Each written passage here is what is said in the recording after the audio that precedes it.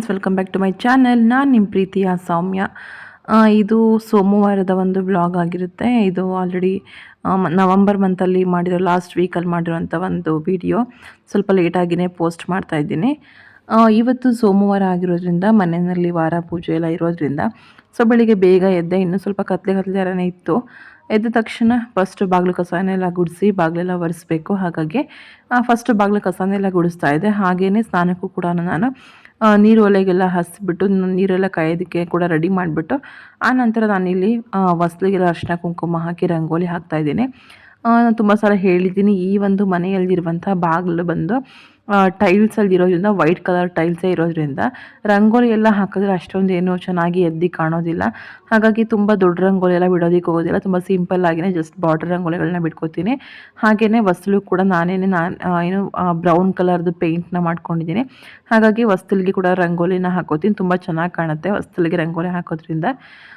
Finally ಇವಾಗ ತುಳಸಿ ಕಟ್ಟೆ ಕೂಡ ಅರಿಶಿನ ಕುಂಕುಮ ಎಲ್ಲ ಹಾಕಿ ರೆಡಿ ಮಾಡಿದ್ದಾಯಿತು. ಆ್ಯಂಡ್ ಹಾಗೆ ಬಾಗಿಲು ಕೂಡ ಒರೆಸ್ಬಿಟ್ಟು ರಂಗೋಲಿ ಕೂಡ ಹಾಕಿದ್ದೆ.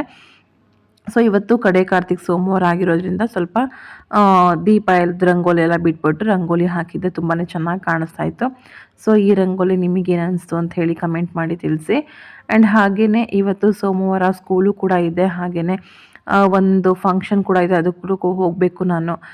ವರ್ಕಿಂಗ್ ವುಮನ್ಸ್ ಲೈಫ್ ಸ್ಟೈಲೇ ಹೀಗೆ ಅಲ್ವಾ, ಏನೇ ಫಂಕ್ಷನ್ನು ಕಾರ್ಯ ಅಂತ ಇದ್ದರೂ ಕೂಡ ಅದು ಎಲ್ಲನೂ ವರ್ಕ್ ಜೊತೆಗೇ ಮಾಡ್ಕೋಬೇಕು. ಈ ಕಡೆ ಫಂಕ್ಷನ್ಸ್ನೂ ಅಟೆಂಡ್ ಮಾಡಬೇಕು, ಹಾಗೆಯೇ ನಮ್ಮ ವರ್ಕ್ನು ಕೂಡ ನಾವು ಬ್ಯಾಲೆನ್ಸ್ ಮಾಡಬೇಕು.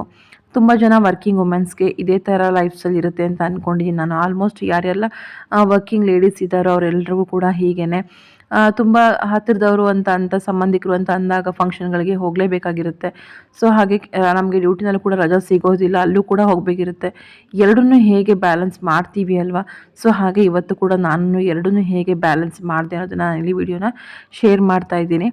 ವರ್ಕಿಂಗ್ ವುಮೆನ್ ಲೈಫ್ ಸ್ಟೈಲ್ ಹೇಗಿರುತ್ತೆ, ಫಂಕ್ಷನ್ಸ್ ಎಲ್ಲ ಇದ್ದಾಗ ನಾವು ಹೇಗೆಲ್ಲ ಅದನ್ನು ನಾವು ಮ್ಯಾನೇಜ್ ಮಾಡ್ತೀವಿ ಅಂತ ತೋರಿಸೋದಕ್ಕೆ. ಇವಾಗ ನಾನು ಕೂಡ ಫ್ರೆಶ್ ಅಪ್ ಆಗಿ ಬಂದು ಆ್ಯಸ್ ಯೂಶುವಲ್ ಫಸ್ಟು ನಾನು ವಿಂಡೋ ಓಪನ್ ಮಾಡಿ ಕಿಟಕಿಯಿಂದ ದೇವ್ರಿಗೆ ಒಂದು ನಮಸ್ಕಾರ ಹಾಕ್ಬಿಟ್ಟು ಆನಂತರ ನಾನು ಕೆಲಸ ಶುರು ಮಾಡ್ತಾಯಿದ್ದೀನಿ. ರಾತ್ರಿಯೇ ಪಾತ್ರೆಗಳನ್ನೆಲ್ಲ ವಾಶ್ ಮಾಡಿ ಅದನ್ನೆಲ್ಲ ಕೂಡ ನಾನು ಡ್ರೈ ಆಗೋದಕ್ಕೆ ಇಟ್ಟಿದ್ದೆ. ಅದನ್ನೆಲ್ಲ ಆಯಾ ಜಾಗಕ್ಕೆ ಅರೇಂಜ್ ಮಾಡಿಬಿಟ್ಟು ಆನಂತರ ಇವಾಗಿಲ್ಲೇ ಹಾಲನ್ನ ಕಾಯೋದಕ್ಕೆ ಇಡ್ತಾ ಇದ್ದೀನಿ. ಸ್ವಲ್ಪ ಗ್ಯಾಸ್ ರಾತ್ರಿಯೇ ಒರೆಸಿದ್ರು ಕೂಡ ಇದು ಇವಾಗ ಗ್ಲಾಸ್ದು ಆಗಿರೋದ್ರಿಂದ ಸ್ವಲ್ಪ ಬೇಗನೆ ಸ್ವಲ್ಪ ಡಸ್ಟ್ ಕೂತ್ಕೊಂಡು ಕಾಣುತ್ತೆ ಅದು. ಹಾಗಾಗಿ ಮತ್ತೆ ಅದನ್ನು ಒರೆಸ್ಕೋತಾ ಇರ್ತೀನಿ. ಹಾಗೆ ಇಲ್ಲಿ ನಮ್ಮ ಪಕ್ಕದ ಮನೆ ಫ್ರೆಂಡು ಅವರು ಕೂಡ ಬಂದು, ನಾನು ಯಾವಾಗ ಕಿಟಕಿ ವಿಂಡೋ ತೆಗೆದುಬಿಡ್ತೀನೋ ಆವಾಗ ಆಲ್ರೆಡಿ ಬಂದು ಅವರು ಹಾಜರಿರ್ತಾರೆ. ನಮಗೆ ಒಂದು ಭಯ, ಆಗಲೇ ಹೇಳಿದ್ದೀನಿ ನಾನು, ಇಲ್ಲಿ ಅದು ಟೆರೆಸ್ ಮೇಲೆ ಬರೋದ್ರಿಂದ ಕೆಳಗೆ ಬಿದ್ದುಬಿಡುತ್ತೆ ಅನ್ನೋದಷ್ಟೇ ನನಗೆ ಟೆನ್ಷನ್ನು, ಭಯ ಮತ್ತು ಇರೋದು. ಆದರೂ ಕೂಡ ನಾನು ಎಷ್ಟೇ ಮಾಡಿದ್ರೂ ಕೂಡ ಅದು ಹೋಗೋದಿಲ್ಲ. ವಿಂಡೋ ತೆಗಿತಾ ಇದ್ದಂಗೆ ಅಲ್ಲಿ ಬಂದು ನಿಂತ್ಕೊಂಡ್ಬಿಡುತ್ತೆ. ಇವಾಗ ನೋಡಿ, ಈಗ ಮತ್ತೆ ನಾನು ಕುಕ್ಕಿಂಗ್ ಮಾಡೋ ಕಡೆಗೆ ಬಂದೆ. ಹಾಲನ್ನ ಕಾಯೋದಕ್ಕೆ ಇಟ್ಬಿಟ್ಟು ನಾನಿಲ್ಲಿ ಸೋಯಾ ಚಂಕ್ಸ್ನ ಸ್ವಲ್ಪ ನೆನೆಯೋದಕ್ಕೆ ಇಡ್ತಾ ಇದ್ದೀನಿ. ಇವತ್ತು ಸೋಯಾ ಚಂಕ್ಸ್ನ ಹಾಕಿ ಟೊಮೊಟೊ ಬಾತ್ ಮಾಡೋಣ ಅಂಥೇಳಿ ಅಂದ್ಕೊಂಡಿದ್ದೆ. ಹಾಗಾಗಿ ಇದು ಸಣ್ಣ ಸೋಯಾ ಚಂಕ್ ಬರುತ್ತಲ್ಲ ಅದನ್ನು ಸ್ವಲ್ಪ ಬಿಸಿ ನೀರನ್ನ ಕಾಯಿಸಿ ಅದಕ್ಕೆ ಹಾಕಿ ಅದನ್ನು ಸ್ವಲ್ಪ ನೆನೆ ಹಾಕಿದ್ದೀನಿ. ಹಾಗೆಯೇ ನನ್ನ ಕಿಚನ್ನಲ್ಲಿ 2 ಮನಿ ಪ್ಲ್ಯಾಂಟ್ಗಳನ್ನ ಇಟ್ಕೊಂಡಿದ್ದೀನಿ. ಅದು ಕೂಡ ಸ್ವಲ್ಪ ಇವತ್ತು ನೀರೆಲ್ಲ ಹಾಕಬೇಕಿತ್ತು. ತುಂಬ ಚೆನ್ನಾಗಿಯೇ ಗಿಡ ಬರ್ತಾ ಇದೆ. ಕಿಚನ್ನಲ್ಲಿ ನಾನು ಫ್ರಿಡ್ಜ್ ಮೇಲೆ ಹಾಗೆ ಒಂದು ಕಿಚನ್ನಲ್ಲಿ ಇಟ್ಟಿರೋ ಒಂದು ಸ್ಟ್ಯಾಂಡ್ ಮೇಲೆ ಒಂದು ನಾನು ಮನಿ ಪ್ಲ್ಯಾಂಟ್ನ ಇಟ್ಕೊಂಡಿದ್ದೀನಿ.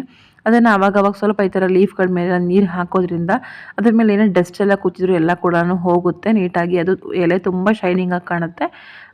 ಇದಕ್ಕೆ ನಾನು ಸ್ವಲ್ಪ ಮಣ್ಣು ಹಾಕಿ ಇದನ್ನು ಬೆಳೆಸಿದ್ದೀನಿ. ಈ ಒಂದು ನೀವೇನು ನೋಡ್ತಿದ್ದೀರಲ್ಲ ಇವಾಗ ಈ ಮನಿ ಪ್ಲ್ಯಾಂಟನ್ನು, ಇದು ಮಣ್ಣು ಹಾಕಿ ಬೆಳೆಸಿರೋದ್ರಿಂದ ತುಂಬಾ ಚೆನ್ನಾಗಿ ಬರ್ತಾ ಇದೆ. ಇನ್ನು ಒಂದನ್ನು ನಾನು ನೀರು ಹಾಕಿಬಿಟ್ಟು ಬಾಟಲಲ್ಲಿ ಬೆಳೆಸ್ತಾ ಇರೋವಂಥದ್ದು. ಎರಡು ಕೂಡ ತುಂಬಾ ಚೆನ್ನಾಗಿ ಬರ್ತಾ ಇದ್ದಾವೆ. ಒಂಥರ ಗ್ರೀನಾಗಿ ಕಿಚನ್ಗೆ ಒಂದು ಒಳ್ಳೆ ಲುಕ್ಕನ್ನು ಕೊಡುತ್ತೆ. ಸಾಧ್ಯ ಆದರೆ ಮುಂದಿನ ದಿನಗಳಲ್ಲಿ ನಾನು ನನ್ನ ಹೊಸ ಮನೆಯ ಕಿಚನ್ ಟೂರ್ನ ಕೂಡ ಮಾಡಬೇಕು ಅಂತ ಅಂದ್ಕೊಂಡಿದ್ದೀನಿ. ಅದನ್ನು ಕೂಡ ನಿಮ್ಮ ಜೊತೆ ನೆಕ್ಸ್ಟ್ ಮುಂದಿನ ದಿನಗಳಲ್ಲಿ ಶೇರ್ ಮಾಡ್ಕೋತೀನಿ. ಇವಾಗ ನಾನು ತಿಂಡಿ ಮಾಡೋದಕ್ಕೆ ಏನೆಲ್ಲ ಬೇಕು ಅದನ್ನೆಲ್ಲ ಫಸ್ಟ್ ತರಕಾರಿಗಳನ್ನು ಹೆಚ್ಚಿಟ್ಕೋತೀನಿ. ತರಕಾರಿ ಏನೂ ಹಾಕ್ತಾಯಿಲ್ಲ. ಆಗಲೇ ಹೇಳ್ದಂಗೆ ಟೈಮ್ ತುಂಬ ಕಡಿಮೆ ಇದ್ದಿದ್ದರಿಂದ ಸಿಂಪಲಾಗಿ ಟೊಮೊಟೊ ಬಾತ್ ಮಾಡ್ತಾಯಿದ್ದೀನಿ. ಅದಕ್ಕಾಗಿ ನಾನಿಲ್ಲಿ ನೋಡಿ ಮಸಾಲೆ ತೊಗೋತಾ ಇದ್ದೀನಿ. ಮಸಾಲೆಗೆ 1-2 ಬೆಳ್ಳುಳ್ಳಿನ ಹಾಕ್ಕೊಂಡಿದ್ದೀನಿ. ಅದಾದ ನಂತರ ಸ್ವಲ್ಪ ಶುಂಠಿ ತೊಗೋಬೇಕು. ಬೆಳ್ಳುಳ್ಳಿ ಆದ ನಂತರ ಒಂದೂವರೆ ಇಂಚಷ್ಟು ಶುಂಠಿ ತೊಗೊಂಡಿದ್ದೀನಿ. ಹಾಗೆಯೇ ಒಂದು ಒಂದು ಸಣ್ಣ ಪೀಸಷ್ಟು ಚಕ್ಕೆ, ಹಾಗೆ ಒಂದು 2-3 ಲವಂಗನ ಹಾಕ್ಕೋಬೇಕು. ಇದೆಲ್ಲ ಮಸಾಲೆ ರುಬ್ಬೋದಕ್ಕೆ ಹಾಕೋತಿರೋದು. ಈ ಥರ ಮಸಾಲೆ ರುಬ್ಬಿ ಮಾಡೋದ್ರಿಂದ ತುಂಬ ಚೆನ್ನಾಗಿ ಅನಿಸುತ್ತೆ. ಹಾಗೆಯೇ ಖಾರಕ್ಕೋಸ್ಕರ ನಾನಿಲ್ಲಿ ಒಂದು 5-6 ಒಣಮೆಣ್ಸಿನ್ಕಾಯಿನ ಹಾಕೋತಾ ಇದ್ದೀನಿ. ಆ್ಯಂಡ್ ಹಾಗೆಯೇ ಒಂದು ಟೊಮೊಟೊ ಹಣ್ಣನ್ನು ನಾನಿಲ್ಲಿ ಮಸಾಲೆ ರುಬ್ಬೋದಕ್ಕೆ ಹಾಕೋತಾ ಇದ್ದೀನಿ. ಸ್ವಲ್ಪ ತೆಂಗಿನಕಾಯಿ ಕೂಡ ಹಾಕ್ಕೋಬಹುದು, ಬಟ್ ನಾನು ತೆಂಗಿನಕಾಯಿ ಏನು ಹಾಕಿಲ್ಲ ಇಲ್ಲಿ. ಹಾಗೆಯೇ ಸ್ವಲ್ಪ ಕೊತ್ತಂಬರಿ ಸೊಪ್ಪು ಮತ್ತು ಅರಿಶಿನ ಪುಡಿ ಇಷ್ಟನ್ನು ಹಾಕಿಬಿಟ್ಟು ಮಸಾಲೆನ ರುಬ್ಕೊಂಡ್ರೆ ಮಸಾಲೆ ರೆಡಿ ಆಗುತ್ತೆ. ಇದಕ್ಕೆ ಕಾಯಿ ಕೂಡ ಹಾಕ್ಕೋಬೋದು, ಆಗಲೇ ಹೇಳ್ದಂಗೆ. ಬೇಡ ಅಂದರೆ ಸ್ಕಿಪ್ ಕೂಡ ಮಾಡ್ಕೊಬಹುದು. ಸೊ ಇಷ್ಟು ಮಸಾಲೆ ರುಬ್ಬಿ ರೆಡಿ ಮಾಡ್ಕೊಂಡು ನಂತರ ನಾನಿವಾಗಿಲ್ಲಿ ಒಗ್ಗರಣೆ ಮಾಡ್ಕೋತಾ ಇದ್ದೀನಿ. ಒಂದು ಕುಕ್ಕರ್ನ ಇಟ್ಕೊಂಡು ಅದಕ್ಕೆ ಸ್ವಲ್ಪ ಅಂದರೆ ಒಂದು 2-3 ಸ್ಪೂನಷ್ಟು ಎಣ್ಣೆನ ಹಾಕ್ಕೋತಾ ಇದ್ದೀನಿ. ಹಾಗೆಯೇ 1 ಸ್ಪೂನ್ ಅಥವಾ 1-1.5 ಸ್ಪೂನಷ್ಟು ತುಪ್ಪ ಕೂಡ ಹಾಕ್ಕೋತಾ ಇದ್ದೀನಿ. ಸೊ ತುಪ್ಪ ಮತ್ತು ಎಣ್ಣೆ ಎರಡೂ ಹಾಕೋದ್ರಿಂದ ತುಂಬ ಚೆನ್ನಾಗಿ ಟೇಸ್ಟ್ ಕೊಡುತ್ತೆ. ಹಾಗಾಗಿ ನಾನು ಯಾವಾಗಲೂ ಎರಡನ್ನೂ ಕೂಡ ಹಾಕೋತೀನಿ. ಸ್ವಲ್ಪ ತುಪ್ಪ ಮತ್ತು ಸ್ವಲ್ಪ ಎಣ್ಣೆ ಎರಡೂ ಕೂಡ ಹಾಕೋತೀನಿ. ಈಗ ಎರಡು ಬಿಸಿಯಾಗಿದ್ದ ನಂತರ ಅದಕ್ಕೆ ನಾನು ಹಚ್ಚಿಟ್ಕೊಂಡಿರುವಂಥ ಒಂದು 2 ಈರುಳ್ಳಿನ ಹಾಕ್ಕೋತಾ ಇದ್ದೀನಿ. ಈರುಳ್ಳಿನ ಹಾಕಿ ಚೆನ್ನಾಗಿ ಅದನ್ನು ಫ್ರೈ ಮಾಡ್ಕೋಬೇಕು ಎಣ್ಣೆಯಲ್ಲಿ. ಈರುಳ್ಳಿ ಫ್ರೈ ಆಗಿದ್ದ ನಂತರ ಅದಕ್ಕೆ ನಾನಿಲ್ಲಿ ಇವತ್ತು ಹಸಿ ತೊಗರಿಕಾಳನ್ನ ಹಾಕ್ಕೋತಾ ಇದ್ದೀನಿ. ಈಗ ಹೇಗಿದ್ದು ಸೀಸನ್ ಇದೆ, ತೊಗರಿಕಾಳು ಸೀಸನ್ನು. ಹಾಗಾಗಿ ತೊಗರಿಕಾಳು ಕೂಡ ಇತ್ತು ಮನೆಯಲ್ಲಿ, ಅದನ್ನು ಕೂಡ ಹಾಕ್ಕೊತಾ ಇದ್ದೀನಿ. ಇದು ಕೂಡ ತುಂಬ ಚೆನ್ನಾಗಿ ಟೇಸ್ಟ್ ಕೊಡುತ್ತೆ. ಈ ಥರದ್ದು ವೆಜಿಟೇಬಲ್ ಪಲಾವ್ಗೆ ಅಥವಾ ಟೊಮೊಟೊ ಬಾತ್ಗೆಲ್ಲ ಹಾಕ್ಕೊಂಡ್ರೆ ತುಂಬಾ ಚೆನ್ನಾಗಿ ಅನಿಸುತ್ತೆ. ಅದಾದ ನಂತರ ನೆನೆಸಿದಂಥ ಸೋಯಾ ಚಂಕ್ಸ್ನ ನೀರೆಲ್ಲ ಕೂಡ ಹಿಂಡಿ ತೆಗೆದುಬಿಟ್ಟು ನಂತರ ಸೋಯಾ ಚಂಕ್ಸ್ಗಳನ್ನೂ ಕೂಡ ಹಾಕ್ಕೊಂಡು ಅದನ್ನು ಕೂಡ ಸ್ವಲ್ಪ ಎಣ್ಣೆಯಲ್ಲಿ ಫ್ರೈ ಮಾಡಿದ್ದೀನಿ. ಅದಾದ ನಂತರ ಒಂದು 3-4 ಟೊಮೊಟೊ ಹಣ್ಣನ್ನು ಹಾಕ್ಕೊಂಡಿದ್ದೀನಿ. ಸೊ ಟೊಮೊಟೊ ಬಾತಾಗಿರೋದು ಸ್ವಲ್ಪ ಟೊಮೊಟೊ ಜಾಸ್ತಿನೇ ಹಾಕ್ಕೊಂಡಿದ್ದೀನಿ ನಾನಿಲ್ಲಿ. ಟೊಮೊಟೊ ಹಣ್ಣನ್ನು ಹಾಕಿ ಸ್ವಲ್ಪ ಬೇಗ ಅದು ಸ್ಮ್ಯಾಶ್ ಆಗಲಿ ಅನ್ನೋ ಕಾರಣಕ್ಕೆ ಒಂದು ಸ್ವಲ್ಪ ಉಪ್ಪನ್ನು ಕೂಡ ಹಾಕಿಬಿಟ್ಟು ಚೆನ್ನಾಗಿ ಅದನ್ನು ಮಿಕ್ಸ್ ಮಾಡಿಬಿಟ್ಟು ಒಂದು ಸ್ವಲ್ಪ ಅದನ್ನು ಟೊಮೊಟೊ ಸಾಫ್ಟ್ ಆಗೋದಕ್ಕೆ ಬಿಟ್ಟು ನಂತರ ನಾನಿಲ್ಲಿ ಏನು ರುಬ್ಕೊಂಡಿದ್ನಲ್ಲ ಮಸಾಲ ಅದನ್ನು ಕೂಡ ಹಾಕೋತಾ ಇದ್ದೀನಿ. ಕೆಲವರೆಲ್ಲ ಏನು ಬರೀ ಮಸಾಲ ರುಬ್ಬದೆ ಹಾಗೆಯೇ ಚಿಲ್ಲಿ ಪೌಡ್ರ್ ಅದನ್ನು ಹಾಕ್ಕೊಂಡು ಮಾಡ್ತಾರೆ. ಸೊ ಒಂದು ಸಲ ಈ ಥರ ನೀವು ಮಸಾಲೆನ ರುಬ್ಬಿ ಮಾಡಿ ಹಾಕಿ, ನಿಮಗೂ ಕೂಡ ತುಂಬಾ ಇಷ್ಟ ಆಗುತ್ತೆ ಈ ಟೇಸ್ಟು. ನಮ್ಮನೇಲಂತೂ ಸಾಮಾನ್ಯ ಯಾವಾಗಲೂ ಇದೇ ಥರನೇ ಮಾಡೋದು. ಪೌಡ್ರುಗಳನ್ನು ಹಾಕಿ ಮಾಡೋ ಬಾತು ಅಷ್ಟು ಇಷ್ಟ ಆಗೋದಿಲ್ಲ ನನ್ನ ಹಸ್ಬೆಂಡ್ಗೆ. ಹಾಗಾಗಿ ಸೊ ಇವಾಗ ಎಷ್ಟು ಬೇಕೋ ನೋಡಿ ಅಷ್ಟು ನೀರನ್ನು ಹಾಕ್ಕೊಂಡಿದ್ದೀನಿ. ಅಂದರೆ 1:2 ರೇಷಿಯೋನಲ್ಲಿ ನಾವು ನೀರನ್ನ ಹಾಕ್ಕೋಬೇಕು. ಅಂದರೆ 1 ಲೋಟ ಅಕ್ಕಿ ಹಾಕಿದ್ರೆ 2 ಲೋಟ ನೀರನ್ನ ಹಾಕ್ಕೋಬೇಕು. ಸೊ ಇವಾಗ ನಾನು 1.5 ಲೋಟದಷ್ಟು ಅಕ್ಕಿನ ಹಾಕಿದ್ದೀನಿ. ಹಾಗಾಗಿ ನಾನಿಲ್ಲಿ 3 ಲೋಟ ನೀರನ್ನು ಹಾಕಿ ಸ್ವಲ್ಪ ಉಪ್ಪನ್ನು ಹಾಕಿ, ಅಂದರೆ ರುಚಿಗೆ ಎಷ್ಟು ಬೇಕೋ ಅಷ್ಟು ಉಪ್ಪನ್ನು ಹಾಕಿ ಹಾಗೆ ಅಕ್ಕಿ ಕೂಡ ಹಾಕಿದ್ದಾಯಿತು. ಇವಾಗ ಇದು ಚೆನ್ನಾಗಿ ಕುದಿಯೋವಾಗ ನೀಟಾಗಿ ನೋಡಿ ಕುದಿ ಬರ್ತಾ ಇದೆ. ಈಗ ಅದನ್ನು ಕುಕ್ಕರ್ ಲಿಡ್ಡನ್ನು ಕ್ಲೋಸ್ ಮಾಡಿ ನಾನು 1 ವಿಷಲ್ನ ತಗೋತೀನಿ. ಸೊ ಒಂದೇ ವಿಷಲ್ ಸಾಕಾಗುತ್ತೆ. ತುಂಬ ಚೆನ್ನಾಗಿ ಅದು ಪರ್ಫೆಕ್ಟಾಗಿ ಉದುದ್ರಾಗಿ ಬೆಂದು ಚೆನ್ನಾಗಿ ರೆಡಿ ಆಗಿರುತ್ತೆ. ಸೊ ಅಂದರೆ ಟೊಮೊಟೊ ಬಾತ್ ಸ್ವಲ್ಪ ಉದುರುದ್ರಾಗಿರೋದಕ್ಕಿಂತ ಸ್ವಲ್ಪ ಅದು ಮುದ್ದೆ ಥರ ಇದ್ರೇ ಚೆನ್ನಾಗಿ ಅನಿಸೋದು. ತರಕಾರಿ ಪಲಾವ್ ಎಲ್ಲ ಆದರೆ ಅದನ್ನು ಸ್ವಲ್ಪ ಉದುರಾಗಿ ಮಾಡ್ಕೊಬಹುದು. ಬಟ್ ಟೊಮೊಟೊ ಬಾತ್ ಸ್ವಲ್ಪ ಹೀಗೆ ಮೆತ್ತಗೆ ಇರಬೇಕು ನಮಗೆ. ಹಾಗಾಗಿ ನಾನು ಸ್ವಲ್ಪ ಅದನ್ನು ಮೆತ್ತಗೆ ಮಾಡ್ಕೊಂಡಿದ್ದೇನೆ.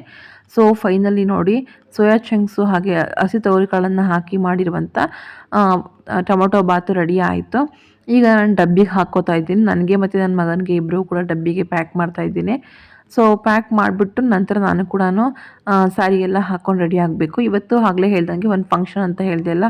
ಸೊ ಇವತ್ತಿನ ಫಂಕ್ಷನ್ ಬಂದು ನೀರಿಯೋ ಶಾಸ್ತ್ರ ಅಂತಾರೆ ನಮ್ಮ ಕಡೆ, ಅಥವಾ ಹಳದಿ ಶಾಸ್ತ್ರ ಅಂತ ಏನು ಹೇಳ್ತೀವಲ್ವ, ಆ ಒಂದು ಫಂಕ್ಷನ್ ಇದೆ. ಸೊ ನನ್ನ ಯೂನಿಫಾರ್ಮ್ ಸ್ಯಾರಿ ಇದು ಕೂಡ ಹಳದಿ ಕಲರ್ ಇರೋದ್ರಿಂದ ಆ ಮನೆ ಫಂಕ್ಷನ್ಗೆ ತುಂಬ ಚೆನ್ನಾಗಿ ಇದು ಮ್ಯಾಚ್ ಆಗ್ತಿತ್ತು. ಹಾಗಾಗಿ ನಾನು ಯೂನಿಫಾರ್ಮ್ನೇ ಹಾಕ್ಕೊಂಡು ರೆಡಿ ಆಗಿಬಿಟ್ಟು ಸೊ ಇಲ್ಲಿಗೆ ಬಂದೆ. ತಿಂಡಿ ಏನೂ ಮಾಡಿರಲಿಲ್ಲ. ಸೊ ಎಲ್ಲ ಡಬ್ಬಿ ಎಲ್ಲ ಪ್ಯಾಕ್ ಮಾಡಿಬಿಟ್ಟು ನಂತರ ನಾನು ಬಂದೆ ಇಲ್ಲಿಗೆ. ಮದುವೆ ಮನೆ ಇಲ್ಲಿ ಬುಧವಾರ ಮದುವೆ ಇದೆ. ಹಾಗಾಗಿ ಸೋಮವಾರ ಮದುವೆ ಗಂಡಿಗೆ ನೀರು ಹಾಕ್ತಾಯಿದ್ರು. ನನ್ನ ಹಸ್ಬೆಂಡ್ದು ತಮ್ಮ ಚಿಕ್ಕಪ್ಪನ ಮಗ ಇವರು. ಸೊ ಇವರಿಗೆ ಮದುವೆ ಇದ್ದಿದ್ದು. ಹಾಗಾಗಿ ಇಲ್ಲಿ ನಾನು ಬರಲೇಬೇಕಾಗಿತ್ತು. ಒಂದು 1/2 ಅವರ್ ಪರ್ಮಿಷನ್ ತಗೊಂಡು ನಾನು ನಮ್ಮ ಮೇಡಮ್ ಹತ್ರ ಇಲ್ಲಿ ಇವತ್ತು ಫಂಕ್ಷನ್ನ ಅಟೆಂಡ್ ಮಾಡಿದ್ದು. ಹೀಗೆ ಇರುತ್ತೆ ಅಲ್ವಾ ವರ್ಕಿಂಗ್ ವುಮೆನ್ ಲೈಫ್ ಸ್ಟೈಲು. ಏನೇ ಫಂಕ್ಷನ್ಸ್ ಇದ್ದರೂ ಕೆಲಸ ಮತ್ತು ಫಂಕ್ಷನ್ಸು ಅಥವಾ ಸಂಬಂಧಿಕರು ಎಲ್ಲರನ್ನೂ ಬ್ಯಾಲೆನ್ಸ್ ಮಾಡಲೇಬೇಕು. ಅದೇ ನಮ್ಮ ಒಂದು ಲೈಫ್ ಆಗಿರುತ್ತೆ. ಸೊ ಹಾಗೆ ನಾನು ಕೂಡ ಇಲ್ಲಿ ಬಂದು ಫಂಕ್ಷನನ್ನು ಅಟೆಂಡ್ ಮಾಡಿ ನಂತರ ಒಂದು ಅರ್ಧ ಗಂಟೆ ಇಲ್ಲಿ ಇದ್ದು ಆಮೇಲೆ ನಾನು ಮತ್ತೆ ಸ್ಕೂಲಿಗೆ ಹೊರಟೆ. ಯಾಕಂದರೆ ನನಗೆ ಎರಡೂ ಬೇಕು, ಫಂಕ್ಷನೂ ಬೇಕು ಹಾಗೆಯೇ ಸ್ಕೂಲು ಕೂಡ ನಾನು ಬ್ಯಾಲೆನ್ಸ್ ಮಾಡಬೇಕು. ಹಾಗಾಗಿ ಸೊ ಯಾರೆಲ್ಲ ಈ ಥರದ್ದೇ ನನ್ನ ಥರದ್ದೇ ಲೈಫ್ ಸ್ಟೈಲ್ನ ನೀವು ಲೀಡ್ ಮಾಡ್ತಿದ್ದೀರಾ ಅಂತೇಳಿ ಕಮೆಂಟ್ ಮಾಡಿ ತಿಳಿಸಿ. ಸೊ ನಿಮಗೂ ನನ್ನ ಥರನೇ ಅನಿಸಿದ್ಯಾ ಎರಡನ್ನೂ ಬ್ಯಾಲೆನ್ಸ್ ಮಾಡಬೇಕು, ಎರಡನ್ನೂ ನಾವು ನೋಡ್ಕೊಳ್ಳೇಬೇಕು ಅಂತ ಹೇಳಿಬಿಟ್ಟು. ಸೊ ಇದಾಗಿತ್ತು ನನ್ನ ಇವತ್ತಿನ ಒಂದು ವಿಡಿಯೋ. ಈ ವಿಡಿಯೋ ಇಷ್ಟ ಆದರೆ ಪ್ಲೀಸ್ ಲೈಕ್ ಮಾಡಿ, ಕಮೆಂಟ್ ಮಾಡಿ ಮತ್ತು ಶೇರ್ ಮಾಡಿ. ಹಾಗೆ ನನ್ನ ಚಾನಲ್ನ ಸಬ್ಸ್ಕ್ರೈಬ್ ಮಾಡದೆ ನೋಡ್ತಿದ್ದೆ ಪ್ಲೀಸ್ ಚಾನಲ್ ಸಬ್ಸ್ಕ್ರೈಬ್ ಮಾಡಿಕೊಂಡು ನನಗೆ ಸಪೋರ್ಟ್ ಮಾಡಿ ಅಂತ ತಿಳಿಸ್ತಾ thank you for watching. Bye bye.